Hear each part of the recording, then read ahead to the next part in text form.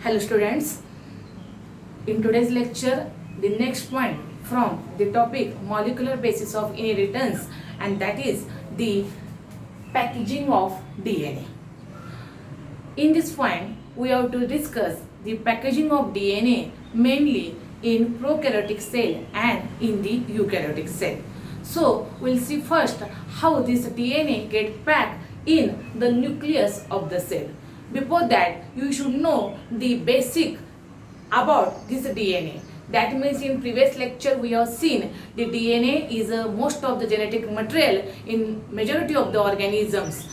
Few exceptions are there, and that we have seen it is in the plant viruses. But here this DNA are present in the chromosomes, and these chromosomes are present in the nucleus. So while discussing the packaging of DNA, we are always giving the reference of this nucleus or in reference of the cell size. So here we have to see that this DNA generally see here in a typical mammalian cell. If we take the example of the cell of the mammal, in typical this mammalian cell, the length of that DNA molecule is approximately 1.1 meter in long.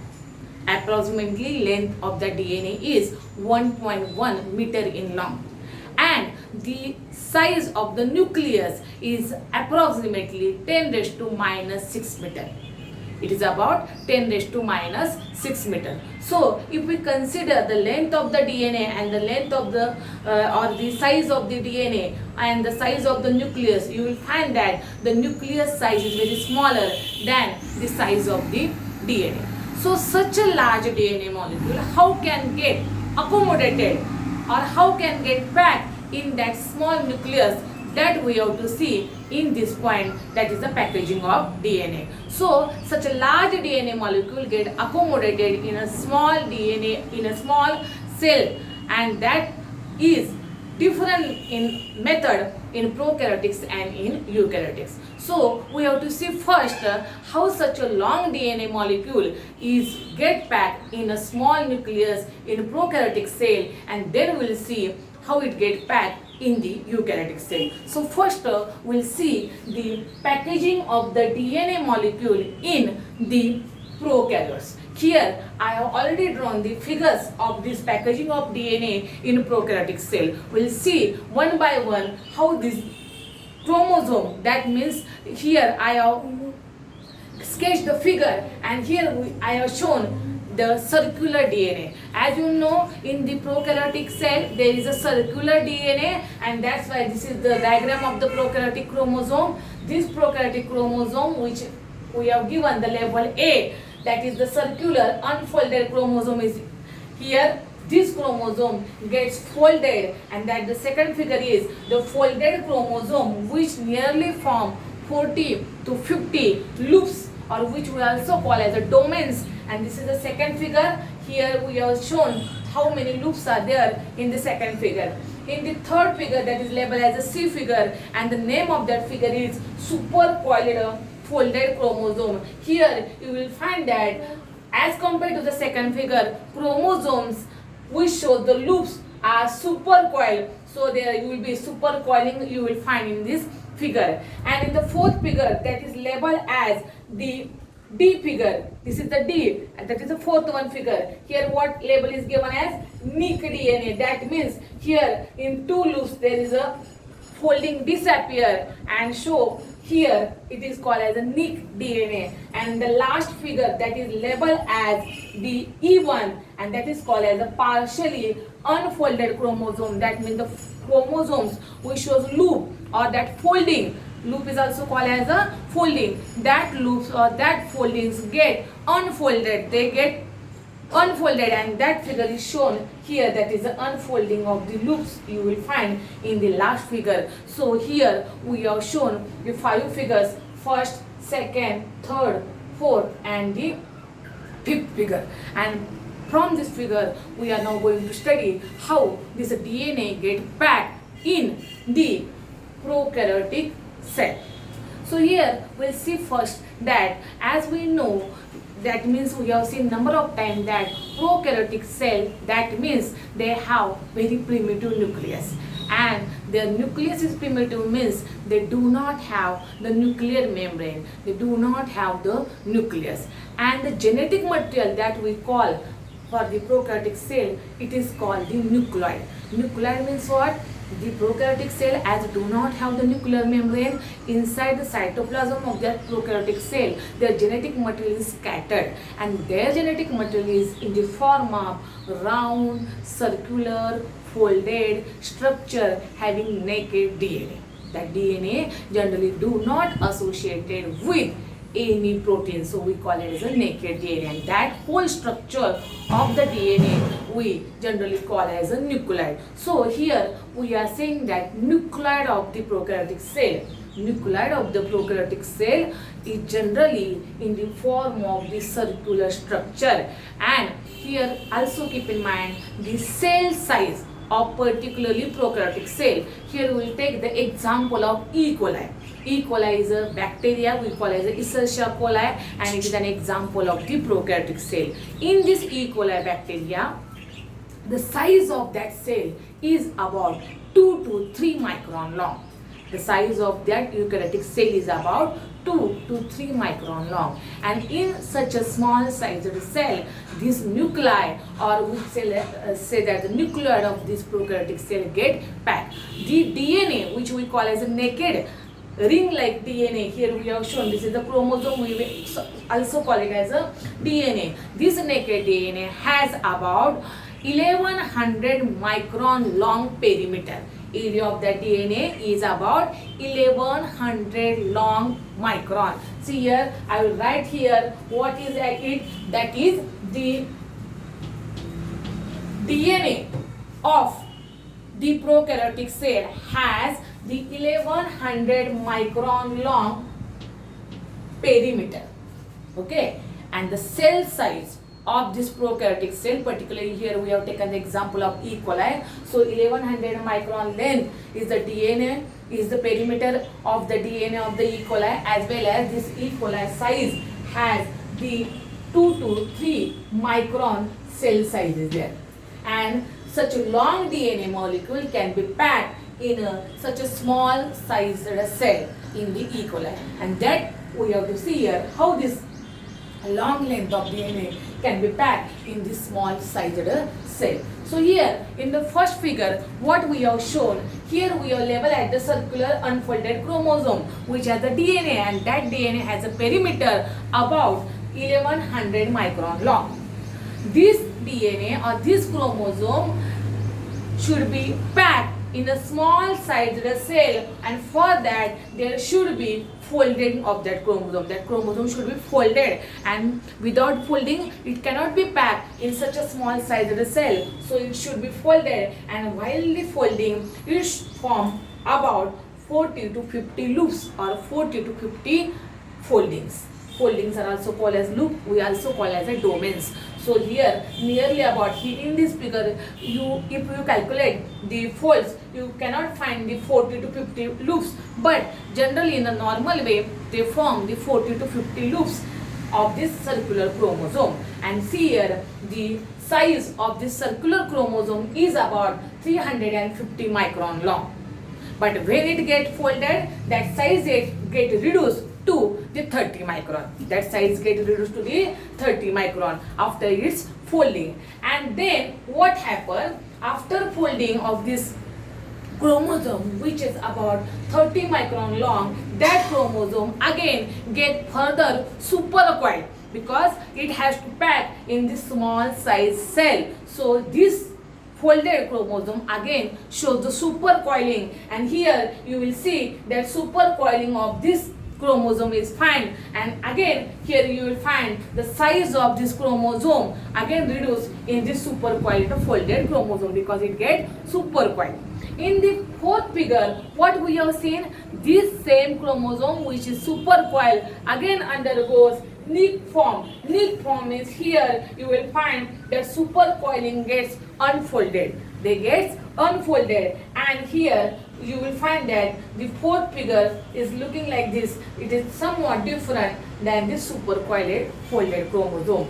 And the last figure, what you will see, last figure is here. Here the label is given as partially unfolded chromosome, means that all the chromosome after inserting in the cell of the E. coli, which is about 2 to 3 micron long, get uncoiled and unfolded chromosome is look like this, and such a way this chromosome get packed in the cell of the E. coli, which has size about 2 to 3 micron long.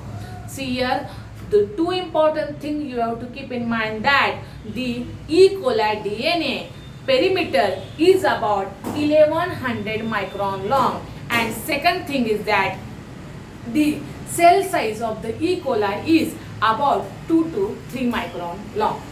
Okay, now what happened? Such a way this prokaryotic shows the packaging of DNA, because it is very simple one. Prokaryotic has not well developed nucleus, so the packaging is also simple. And for the theory point of view, you have to keep in mind these all 5 figures. If you draw carefully these 5 figures, then you can explain it very well. So it is very simple one. We have to practice the figures of this packaging of the DNA in prokaryotics. Now we'll see how the DNA get packed in the eukaryote. So this whole expression that we are going to discuss now, it is about the packaging of DNA in the eukaryotes.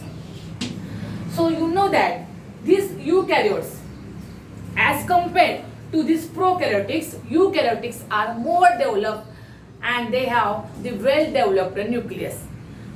This nucleus has the nuclear membrane. In eukaryotic, the nucleus is well developed. That nucleus has the nuclear membrane. Inside the nucleus, there is nucleolus, and again you will find the well developed genetic material is present in that nucleus, and that well developed genetic material we call it as a chromosome.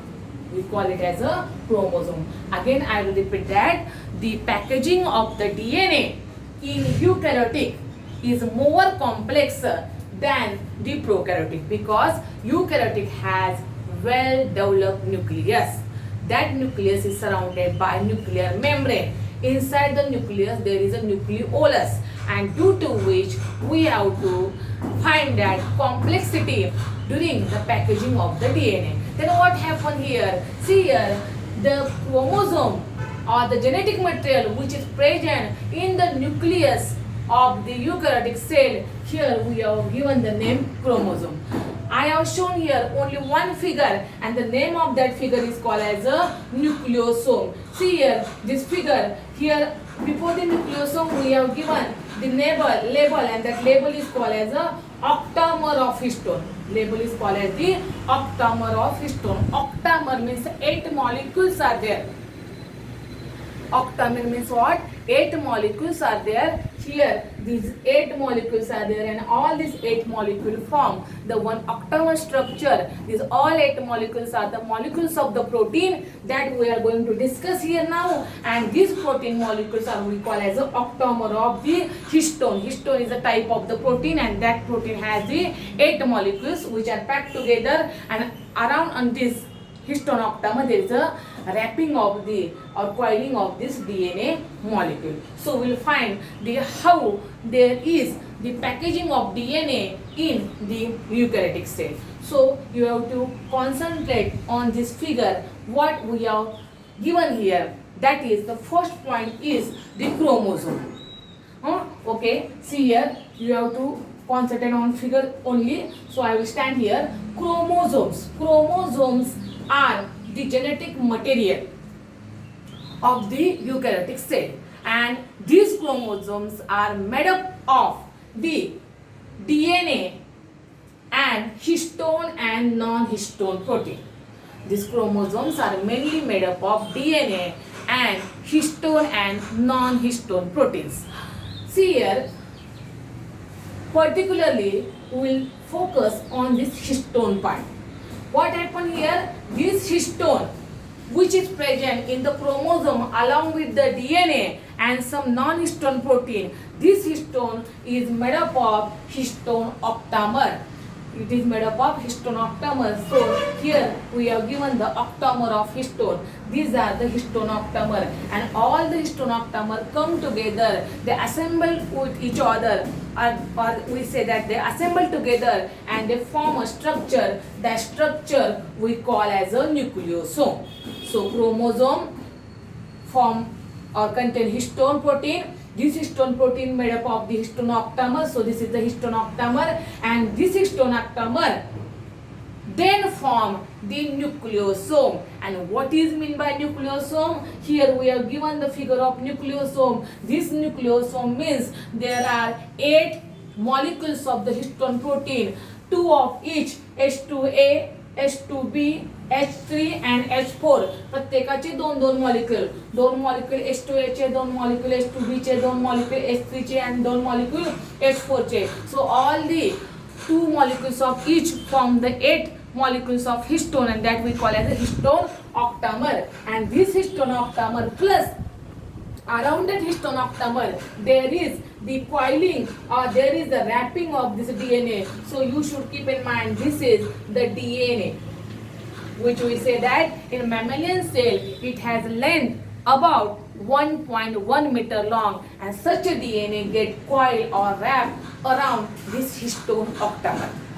So the histone octamer around which the DNA helix get coiled or DNA helix get wrapped, and that whole structure we call as a nucleosome. Here you also keep in mind that the DNA helix which get wrapped around this histone octamer has about nearly 200 base pair. It has about nearly 200 base pair, and such a 200 base pair long DNA molecule get coiled around this histone octamer. Then next point, what happen if you will see this nucleosome structure, which is nothing but the histone octamer and the DNA which is wrapped around it. If we see it under the electron microscope, then the structure you will find is that this structure, if we see in under the electron microscope, you will find the structure like this, and it is nothing but the beads on string. Beads on string means, जसं मराठीमध्ये आपण म्हणतो एखादी माळ घेतली आपण मण्यांची, तर जसे ते आपल्याला मणी पाहायला मिळतात, beads, that is the money, and beads are nothing but a nucleosome. That means in a thread like structure there are the beads, and such a structure of the nucleosome you will find under the electron microscope. But before that, you should know what is meant by nucleosome. There will be definition asked for theoretical point of view. What is nucleosome for the one sentence? Then what is nucleosome? Nucleosome is nothing but it is the repeating units of chromatin. It is the repeating units of chromatin, which is like the thread and stain under the microscope. It means the stained thread like repeating unit of chromatin, we call it as a nucleosome. म्हणजेच थोडक्यात काय सांगता येईल आपल्याला, तर धाग्यासारखं structure असतं, आणि त्या प्रत्येक धाग्यासारख्या स्ट्रक्चरमध्ये आपल्याला क्रोमॅटिनचं स्ट्रक्चर पाहायला मिळतं. Chromatin is nothing but a nucleosome. Here the chromatin name is given to this nucleosome. So again I will show here you figure, that is, this is the structure like the thread, and in this thread there are such a chromatin or nucleosome is present, and this whole structure we call as a nucleosome. So nucleosome is nothing but in this structure, nucleosome means there is a assemble or togetherness of that chromatin material, and that nucleosome is connected in that thread like structure, and that thread like structure along with nucleosome called the beads on string. मण्याच्या माळेसारखं आपलं ते structure पाहायला मिळतं. Again, what happened up to this? What we have seen, the chromosomes which are made up of histone protein, non-histone protein, and the DNA material. Particularly, this histone protein are form of the histone octamer. Again, keep in mind this histone protein has 2 basic amino acid, arginine and lysine. Arginine and the lysine, these are the 2 amino acids residues are present in this histone protein, due to which histone carries the positive charge. Histone has the positive charge, and it has the 2 basic amino acid, lysine and arginine. This histone protein made up of these 2 of each, and we call it as a 8 molecule. So we have written here histone octamer.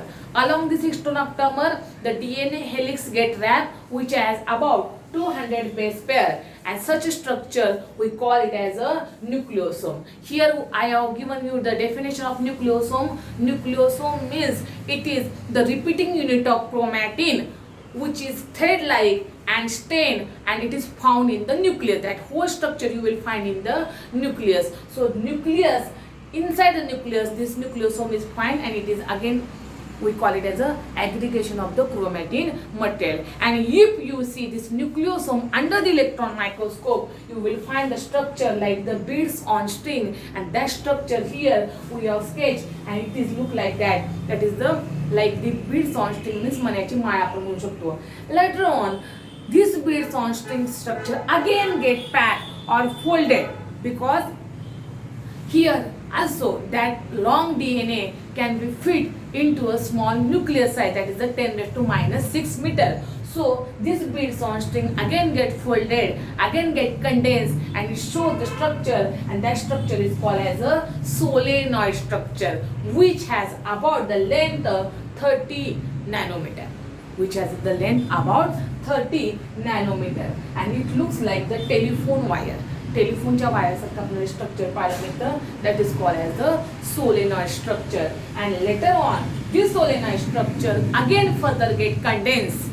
It again condense means what? It get packed, it get very close to each other. That is called as a condensation. Here the meaning of condensation is they get closely packed, that molecules, that structure get closely packed, and so this solenoid structure again get closely packed, and here it will form the chromatin fiber.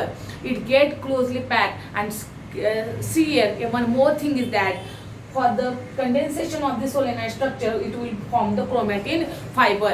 This chromatin fiber then again get packed, condensed at the metaphase stage of the cell division, and it forms the chromosome. So here one more thing is there, that is the chromatin fiber get condensed to the last part, and that is called as a chromosome. Here chromatin fiber get condensed at the metaphase stage of the cell division. In the cell division we have seen that interphase, prophase, metaphase, anaphase and the telophase. So at the metaphase stage this chromatin fiber means what? You will find chromatin fiber in interphase stage, in the prophase stage, but after completion of the prophase stage that chromatin fiber get condensed, more packed, come together, and they form the chromosome structure that you will see very clearly in the metaphase stage. And in metaphase stage you will find the chromosome. But for at in a higher level of the this packaging, or at the higher level of the condensation of this chromatin fiber to chromosome, it requires some NSC protein, means non-histone chromosomal proteins. NSC protein means non-histone chromosomal protein. MCQ ला हा question नेहमी विचारला जातो की chromatin फायबरचं further condensation chromosome मध्ये होण्यासाठी which proteins are required, and the name of the proteins are called as the NSC protein, that is called as non-histone chromosomal protein. So it is very important one. Here one thing is remain in the figure, that here we have labeled that H1 histone. You are now well known that there are histone octamer. Around the histone octamer DNA get wrapped or coiled, but there is a connection of one protein to that DNA, and that name of that protein is called as the H1 histone. What is mean by H1 histone? H1 histone is another protein which get connected to the DNA. Where it get connected? Where the DNA enters into this histone octamer, and where the DNA leaves to this histone octamer. म्हणजे जिथं DNA आत जातो histone ऑक्टामरच्या भोवती, आणि जिथं DNA बाहेर येतोय त्या पॉइंटला आपल्याला कोण कनेक्ट झालेला पाहायला मिळतो?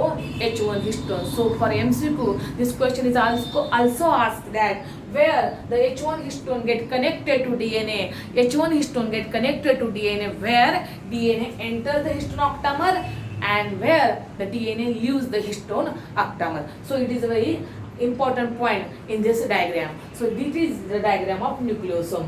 So in few seconds, or sorry, in few minutes, I will repeat this. That means the chromosomes which are present in the nucleus of the eukaryotic cell, they are made up of the DNA and histone and non-histone protein. The histone protein which is present in eukaryotic cells chromosome is generally has two basic amino acid, and name of that amino acid is the arginine and the lysine. Both these amino acid residues has the positive charge, and so the histone protein also carries the positive charge, and the DNA which is wrapped around that histone protein is always negatively charged. Then histone protein, which is made up of the 8 molecules, 2 of each, H2A of 2 molecule, H2B 2 molecule, H3 2 molecule, and H4 2 molecule. All these 4 molecules doubles and form the histone octamer.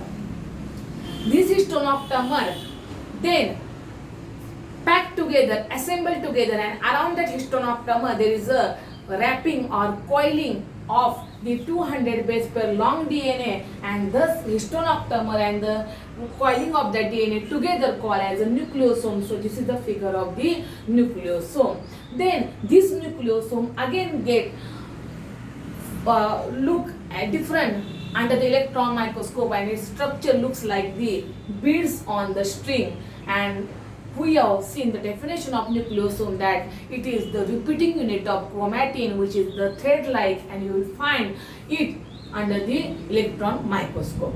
Now these beads on string, they get further condensed, get further compact, and they form the structure which is called as a solenoid structure, which is about 30 nanometer, and it looks like the telephone wire. And after that, this solenoid structure again get further condensed, and it forms the structure that we call as a chromatin fiber, thread-like structure. This chromatin fiber you will observe in the cell cycle during interphase, in the prophase, and then after completion of the prophase, these chromatin fiber get further condensed,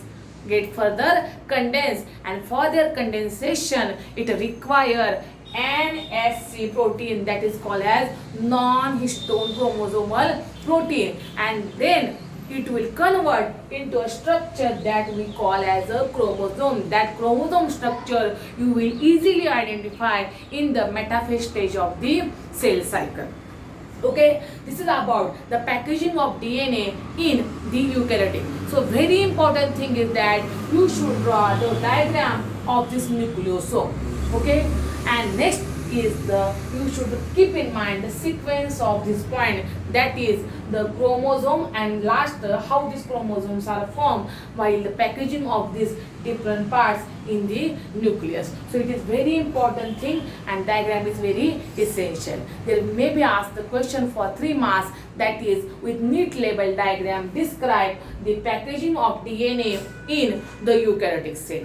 One thing is remain here, that is the chromatin fiber that we may observe in the interphase and in the prophase stage. So there are 2 types of chromatin. So I will wipe this figure and we'll see which are the 2 types of the chromatin fibers.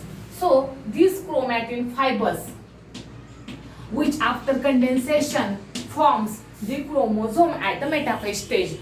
The chromatin fibers are found in the interphase and in the prophase stage. Maybe it is in the 2 forms, that is one form is called as euchromatin and other form is called as heterochromatin. See here, euchromatin means what? Euchromatin means this type of the chromatin which is loosely present in the cell. They are loosely present, means they do not form in the condensed state. In other words, we say that it do not found in the condensed state. It is present in the loose form, and they when stained, when stained that it gets light stain. Such a structure of the chromatin in a nucleus which is loosely present and which get lightly stained, that structure is called as a euchromatin. And in other words, the structure of the chromatin which is present very densely packed, which we also call as a condensed. So here I will use the word that is densely packed. You may also say that compactly arranged or the condensed state. it is non-condensed state, it is the condensed state of the chromosome or chromatin. So the chromatin, which is a densely packed condensed state, and when you will stain it, it is darkly stained. That chromatin is called as a heterochromatin. So it is very important to keep in mind the difference between these two chromatin. Both chromatin are found in the nucleus. One is found in the loosely form, another is found in the dense form. One is gets stained by light stain, another gets stained by the dark stain. Or what is meant by light stain and dark stain? They lightly stain and they get stained by the dark. So dark stain if there, we will find that it is heterochromatin. If the stain is lightly there, you will get the euchromatin. And another difference is that this euchromatin, it generally says that it is transcriptionally active chromatin. It is transcriptionally active chromatin, and this is transcriptionally inactive chromatin. And what is meant by transcriptionally active and transcriptionally inactive? That means transcription means what? Any chromosome or any DNA when going to form the another molecules like RNA, that we call as a transcription. So this chromatin form the more transcription, more RNA molecules. So we call it as a actively. It is active transcriptionally, and it is inactive chromatin transcriptionally means this chromatin which later on form the chromosome, and that chromosome later on form the RNA are very less produced, and that's why it is the inactive chromatin and it is called as the active chromatin. So here we will find that this chromatin, which is a very important part, which we will find here before the chromosome stage, which is present in the nucleus. It is in the form of fiber. This chromatin is of two types, euchromatin and the heterochromatin. In other words, they may say that the U means true. This is the true chromatin, it is a false chromatin. But the meaning is not like that. Euchromatin means it is the genetically active chromatin, transcriptionally active chromatin. It produces more RNA. Heterochromatin means it is genetically inactive chromatin. It is transcriptionally inactive chromatin. It is going to produce the less RNA. Second thing is that it is present in the nucleus in the loose form. It is in the non-condensed form. Here, heterochromatin is present in the densely packed form and it is present in the condensed form. When you stain that euchromatin, it is lightly stained. And when you stain that heterochromatin, it is darkly stained. So this is the major difference between this euchromatin and the heterochromatin. But one thing is more that in the textbook, what they have given, this heterochromatin is present near the telomere or near the centromere of the nucleus. And they also given that it is intercalated. What is meant by telomere and what is meant by centromere? It is the part of the chromosome, or it is the structure of the chromosome that we have not seen in this part or in this topic. That structure you have to see. Second topic, that is the genetic basis of inheritance. So here you have to keep in mind that centromere and the telomere are the parts of chromosome. Centromere and telomere are the parts of chromosome, and they say in the textbook that heterochromatin is a chromatin part which is present near the centromere and telomere. Okay, and they also say that it is intercalated, means it is overlap. The structure get overlap. See if any thread is there and that any thread overlap with each other. म्हणजे एकावर एक जर धाग्याचा part पडला असेल तर म्हणायचं इंटरकॅलेटेड असं structure त्यांनी सांगितलेलं आहे तुम्हाला क्रोमॅटिनचं कशामध्ये पाहायला मिळतं हेटेरोक्रोमॅटिनचं. So it is the very important part of this chromatin which is the euchromatin and heterochromatin. One thing is remain here to explain in this prokaryotic, and that is what here I have given the second name in this figure, that is the RNA. What is meant by RNA? That the circular chromosome when get folded and that folded require some stability or some other molecule, and that other molecule is nothing but the RNA. So this RNA is very essential for the folding of this DNA. So RNA is the assister molecule, essential molecule which is required for folding of this DNA. And another thing is that while folding of this circular chromosome into this different structure, it also require important proteins or important enzymes, and name of that protein or name of that enzymes are here. I will repeat because at first I have not told you that which proteins or which enzymes are required for packaging of this prokaryotic DNA. So there is one protein which we call as a HU protein. See here I am explaining this prokaryotic part, and I am giving you the explanation about the folding of this chromosome in the eukaryotic require the help of some protein and help of some enzymes, and name of that protein which is essential for folding of the chromosome in prokaryotic is HU protein, and there are some enzymes are also required. The name of that enzyme is DNA gyrase, and another enzyme is called as DNA topoisomerase 1.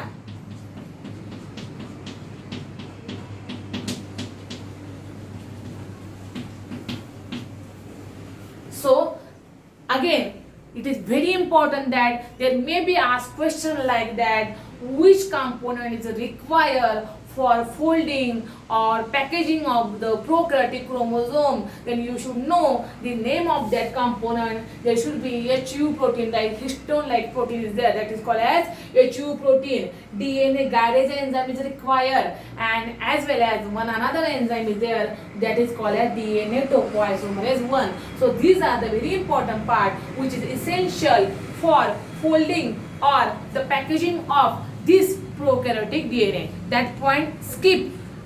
That's why I have repeated it. And what I have told you, one more thing is that for folding of the circular chromosome of the prokaryotic, RNA is essential. That is called as RNA assistance or RNA assister, which is responsible for maintaining this loop.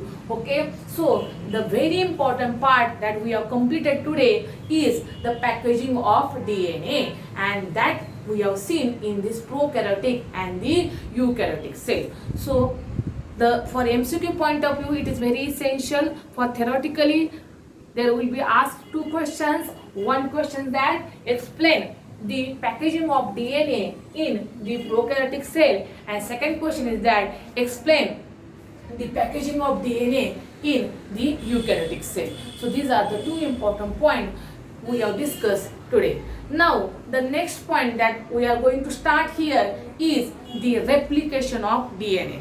Okay, if you have any problem about this concept packaging of DNA, then you may ask me anytime, and if you get it very well, then prepare it theoretically as well as for MCQ point of view, because for theoretical theory also there will be asked some questions, and that questions may be the how the prokaryotics get packed with the help of the different components in the cell, and you have to keep in mind the names of these components. And for NEET point of view, we will discuss it later on. So we have finished here this point very well. Now we'll see the next important part of this topic, and that is the replication of DNA.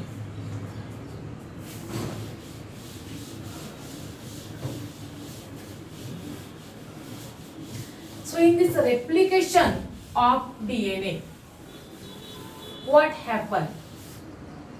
Replication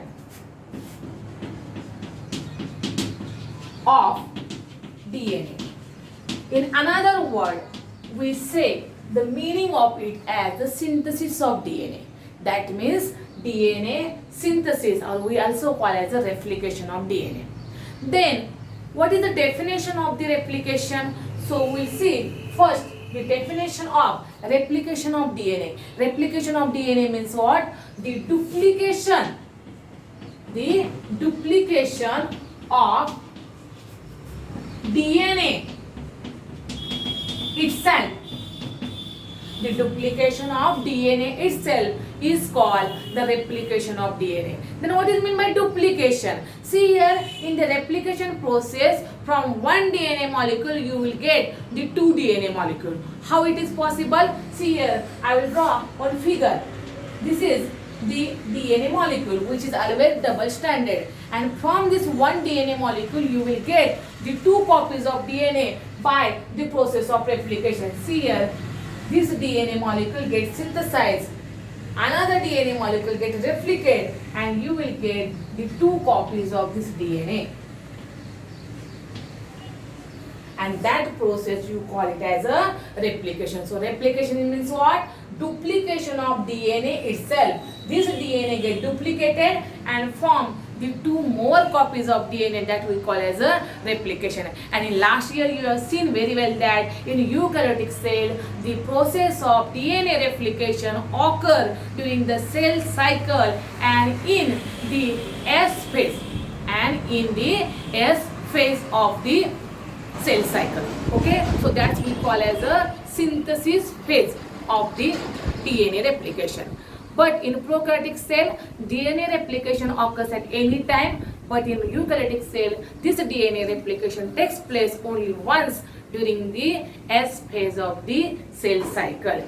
In this point, we have to see in detail how the replication of DNA takes place, because Watson and Crick, who proposed the model of the DNA, while proposing the model of DNA, he also proposed the model of DNA replication. So in this point, we are going to discuss how the model of this DNA replication is given by the scientists Watson and Crick. At the same time, we have to see the semi-conservative replication, because the replication of DNA is called as semi-conservative replication. Why we call it as a semi-conservative, that we'll discuss in next lecture. But here, the point that we are going to discuss are, I am saying to you, that is, this replication point is very important, because we have to see the diagram of that replication fork, how the DNA replicates, which components are required for that replication, what is meant by semi-conservative replication. One more scientist is there, the name of that scientist is Michelson and Stahl, who proved that model and who shows that how the DNA gets replicated by semi-conservative mode of replication. And this DNA replication is very important, because DNA can form its own copies, as well as this DNA is also involved for formation of the other molecules of the cell, because you know the DNA is a genetic material, it has control on its own cell, it is also essential for formation of the other molecules. So that point of view, we have to see the two functions of DNA. One is called as the catalytic function and another is called as the heterocatalytic function. So for the next lecture, we'll see in detail the replication of DNA. Today I have given only some few hints of this replication. So students, I think you will clear about today's lecture. And again I am telling you that if you have any queries about the packaging of DNA point, then you may call me personally. I will explain you again. If you get it very well, then clear that point, study that point. I will send you the notes and you will prepare it very well. Okay, thank you.